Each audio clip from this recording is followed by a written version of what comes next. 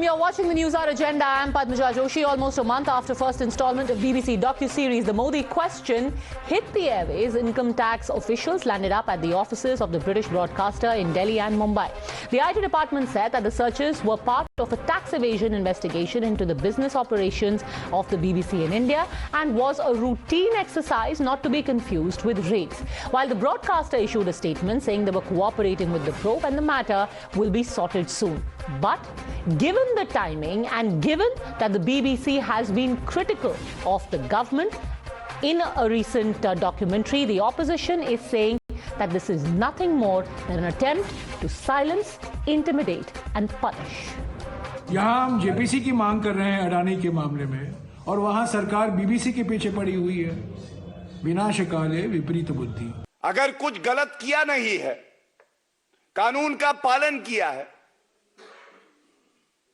तो फिर डर कैसा? बीबीसी के अगर कृत्य देखें तो ये पूरे विश्व की सबसे भ्रष्ट बकवास कॉरपोरेशन हो गई है। और दुख की बात यह है कि बीबीसी का प्रोपेगेंडा और कांग्रेस का एजेंडा एक साथ मेल खाता है। You're watching the News Hour at 10, debate number 1 on Times Now, Super Prime Time.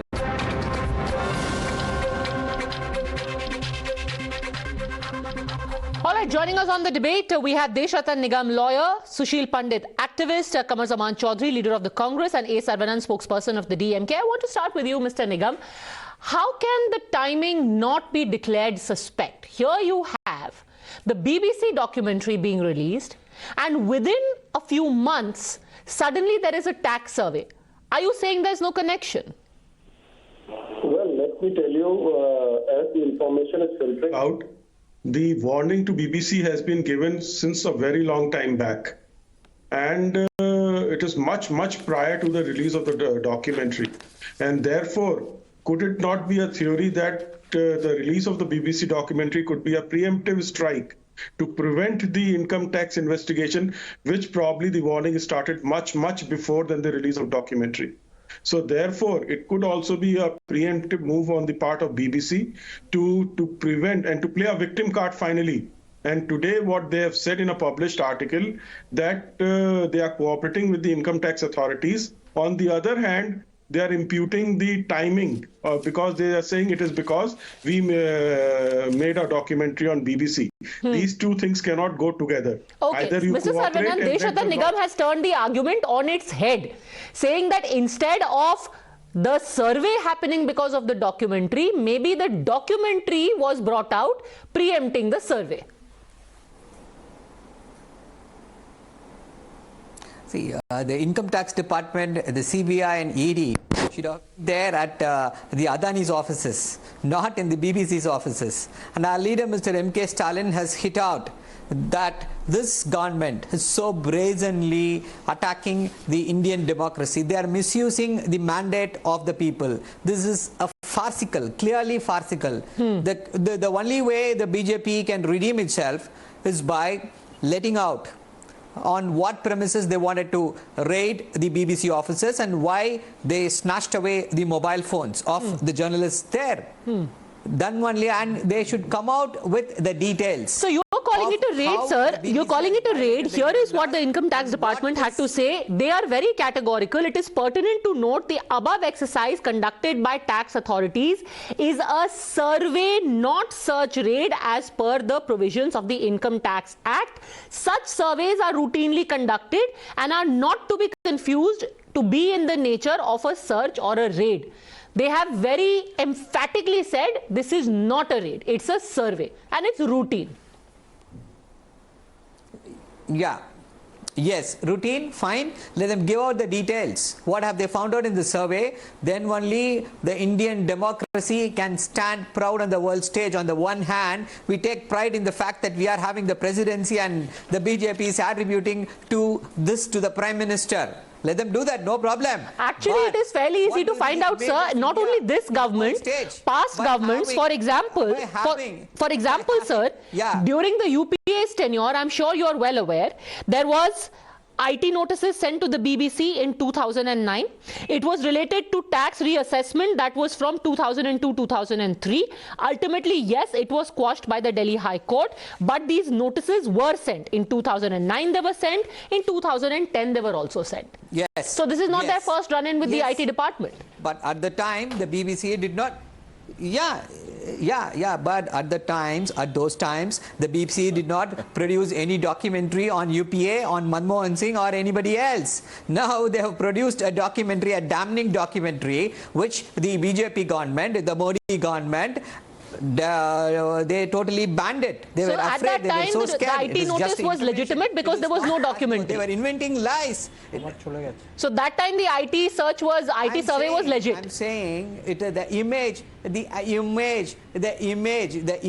that now the Indian government, the Modi government has created is that India is not for freedom of press. They will throttle, they will muzzle the press. That is the image this raid has sent out. Sushil Pandit makes you look like a banana democracy. International stage wants to improve his stature and spoke about absolutely. Looks like a banana republic. Sushil Pandit.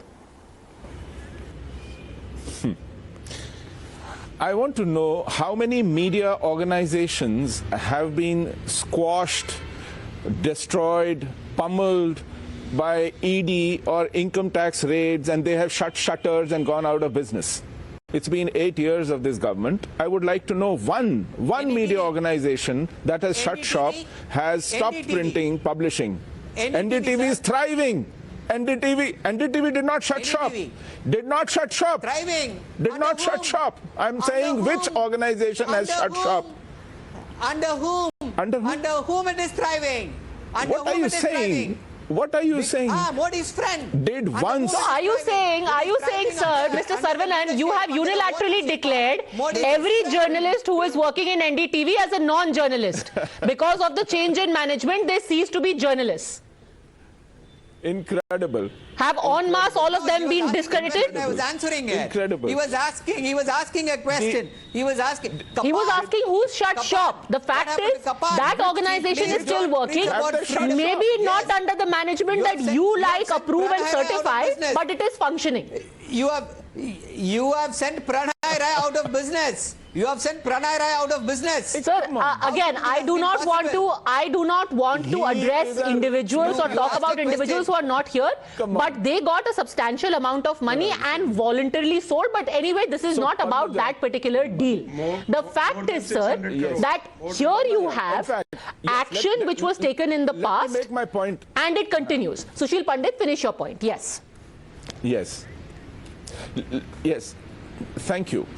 Well, all said and done, it is right that sometimes timings, even if that is not the intent, even if that was not the part of the plan, does give a handle to the detractors to sell a story to a world waiting to jump to conclusions. So if income tax department had to do things, surveys, they could have probably chosen a better time and a better method instead of giving grist to the mills that this government here is sitting with a sledgehammer to squash everyone out of business who even has a temerity to raise a little finger.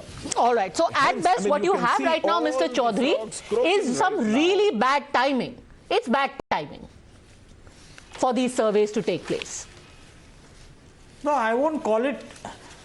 Yeah, I won't call it a bad timing, Padmaja. The basic point is that it's very obvious, you know.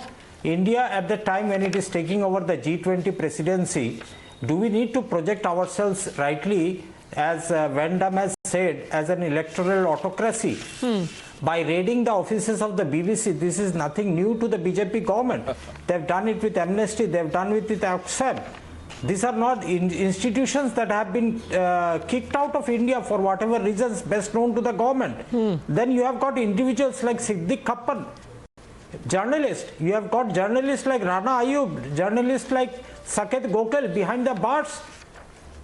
Yesterday it was all those people. Today it is the BPC. Tomorrow it will be Padmaja Joshi. So all the media people now today, it seems, should have been in solidarity with such an action on a premium business, on a news organization of the world. Actually, what is interesting, sir, what is interesting, if you're saying that any kind of action against a company makes you look like an autocracy, there was a documentary of the BBC that was banned when the Congress was in government.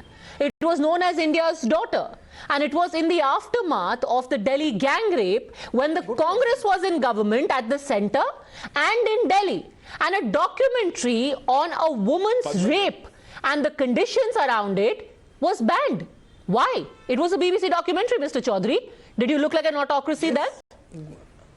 Yeah, Padmaja, can I answer this? Yeah. No, good question, Padmaja. You know, the BJP has won elections after this, citing all those instances. They went against the Congress government to the public, saying that India had imposed Indira Gandhi had imposed the emergency, so this is all an autocracy, a dictatorship. Okay. They won successive elections. Now, after all these things, do you expect the BJP to again go back into those issues? All right. So you're saying that at that time it may have seemed autocratic and you were punished for it. Desh Ratan Nigam. Now here's the thing. Okay, before you come in, Mr. Sarnan. Okay, make your point, Mr. Sarnan. Then I'll bring in Desh Ratan Nigam. No, the same thing. I just wanted to say the same thing. Then what is the difference between the BJP and the Congress? You are accusing Congress has done the same thing. This is whataboutery. No, it's not whataboutery. Okay, so I'm glad at least there is an acceptance that the Congress is as autocratic as the BJP or as democratic as the BJP, and you are in government with them in Tamil Nadu as well. All right, so we're basically putting everyone at the same level. But that being said, Desh Ratan Nigam, now here's the thing. There have been multiple actions, such surveys, which have been carried out against multiple organizations. Let me quote a few. It happened on the Quint in October 2018. It happened in NDTV in 2017. NewsClick, February 2021. Dainik Bhaskar, July 2021. Bharat Samachar, July 2021. And ultimately it seems, and it happened with News Laundry, where a similar IT survey was carried out. Now, without getting into the merits of each case, it just leaves people in doubt about the intent because we never know the outcome. News Laundry in 2021 was surveyed. What happened to that survey? Padmaja, in fact, let me tell you, nobody is above the law, whether it is News Laundry or BBC. BBC may be a big brand, but United Kingdom is suffering because of BBC's brushing under the carpet Islamist terrorism. And recently a report also came, and BBC never used to highlight such things. Today it has become a big problem. So, this one-sided, covering of events is something which BBC is known for. You saw Leicester in Birmingham. They blamed Hindus for it when the Pakis had attacked the Hindus out there after the match. And if this kind of things happen, then the credibility of BBC is certainly gone. It was once upon a time some kind of a brand. But if you violate the law, believe me, whether it is Washington Post, New York Times, or NDTV or anybody, they will be dealt with. And let me make a distinction out here. These are companies incorporated under the respective Companies Act in their own countries. Journalists are separate from the company. Please understand. Journalists perform their duties as a journalist. When the companies registered under the Companies Act violate company rules, the company laws, or the income tax laws related to the companies, then they will be, taken care of, and the action will be initiated against them. Chaudhary responding to you. Padmaja, I need to come in 10 seconds. Sir, Padmaja, I believe your ownership with this Bennett and Coleman, if I'm not wrong, it is also registered under a Class 25 company of the MCA Act. Now, there is no parallel between what BBC's ownership is or Times Now's ownership is. This is hypothetical in the sense that you need to muzzle the press just because they released a documentary critical of your but of sir, the Prime Minister of at India. This point is your assumption. Let me again point out to you, sir, that very specifically in the statement today it has been said that in the case of BBC, there has been persistent non-compliance with the above-mentioned rule for years. As a result, several notices have been issued. However, they have been continuously defiant and non-compliant and has significantly diverted their profits, Mr. Chaudhary. So one, this is not a first time occurrence. Second, multiple notices have been issued. Third, they have been progressively non-compliant. Listen, Padmaja, I am here not as a spokesperson of the BBC, nor do I intend to defend the BBC's action with non-tax compliance. But sir, you started out by declaring that they were completely innocent and any action was born out of malefied. So you have been a spokesperson. I stand by that. Padmaja, I stand by that. But the basic point that I wanted to drive here tonight is not that this only fact. The only fact is the perception that is there within weeks of releasing the BBC document. Perception is not reality. I mean, you can perceive that the sky is black, but that doesn't make it black. Perception based out here. No, then the second question comes here, Padmaja. Second question that I want to put out here. Such a thousands and thousands of crores of alleged fraud has been committed by Adani, but has any of the tax authorities, the SEBI or the NIA or any XYZ agencies visited their doorsteps? Sushil Pandit, this might be a case of alleged tax fraud by the BBC. Then why? I'll bring you in, Mr. Saravanan. Sushil Pandit, yes. 60 to 70% have to visit a news houses. Padmaja. Do you want to draw a parallel between this and the... Sir, by the way, the case of Adani has gone right up to the Supreme Court, where exactly that was sought, and the Supreme Court refused. Supreme Court basically said, we'll form a committee. So the Supreme Court, if it wanted an ED investigation, could have well ordered it. They only said form a committee, and the regulator needs to be strengthened.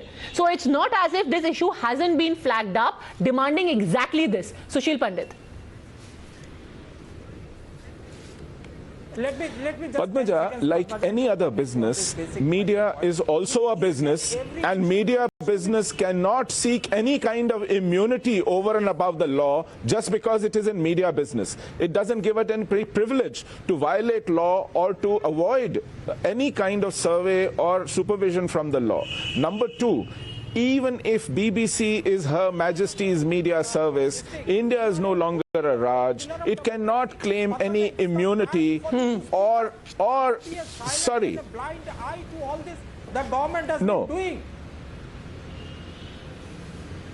And it is time that political spokespersons do not make reckless allegations and reckless speculation and undermine the institutions of the country in the process of scoring political brownie points. Mr. Saravanan, so here's the thing that you have given a clean chit to an organization. Again, let us be very clear, this is a subject of investigation and the timing has been brought into question. But it's not as if the same organization hasn't been, one, penalized, two, forced to apologize, three, been under scrutiny in many other countries. For example, the BBC had to pay damages to ex-producer over Martin Bashir's Princess Diana interview. This happened in 22. In January 2023, they apologized for a sexist headline on Jacinda Ardern's resignation. In September 2015, they apologized to Hadid over Qatar's allegations. Then they had in 2012 apologized for broadcasting documentaries made by a firm being paid millions by PR clients. So PR was run as a documentary on BBC. They had to apologize for it. So yes, countries have put them under scrutiny and they've had to apologize. Why should India be any different? Yes. Yes. We are not here to sing paeans to BBC. We are here to protect the image of India as a democracy. This is what that is at problem here. This is what that is problematic here. This, you have read out a list of places where the income tax has gone ahead. In the World Press Freedom Ranking, where does India stand? Has it not gone down in the last 10 years? This apart, they say, oh, there is no immunity for anybody. Whoever commits wrong will be punished. Please go ahead, sir. With the same kind of enthusiasm, go against the Adani group. So many allegations on the public sphere. All of them are prima facie true. They cannot be refuted. How do you know they are prima facie true? You should by all means go and file an FIR against the Adani group, just like people have gone to court. And again, let me remind you. Yeah, Padmaja, this is not how anything operates in our country. It is the duty of the Indian country, duty of the country, duty of the bureaucracy to go. Sir, why should Marans be insulated? Why should they be immune? We have got acquitted. What happened to Sun TV? What happened to Maran's business? What happened to SpiceJet business? What happened to Telecom? Come on. The 2G the BJP. Acquitted? Did you ask the question why wasn't the CBI judge's decision challenged in the High Court? Why wasn't there an appeal in the High Court? Why wasn't there an appeal in the Supreme Court? Did you ask the question? Why didn't the government go to appeal? Yes, the judge said. Why didn't they go to appeal in 2G case? Coming to it. Did you ask that question? I know you will. Did you ask that question? I know Why you will. wasn't Judge Joshi I know, sir. You will get excited. In High Court? Yes, sir. Okay, let him answer. Mr. Saravanan, yes. You will get excited. Yes, I know you will. Yes, I know you will get excited when I take Adani's name, because the violations, the offences that seems to have been committed are so gross. They have taken the Indian. Oh, you go approach the Supreme Court. You go approach the court. Then why do we have CBI and ED? Okay, here's the thing, sir. Here's the thing that you, on the one hand, as a political party, are demanding raids on a company despite the fact that there is no apparent complaint against them at present and the matter is sub judice. But when a survey happens on another company, you call it the crushing of democracy and the end of freedom of speech. That cannot be a consistent stand. That being said, if this survey has happened, what are the problems that emerged? What are the details of what the IT department found must also be revealed to the public to keep their faith intact. On that note, thank you very much, all gentlemen, for joining me. We'll continue to keep a close eye on this story.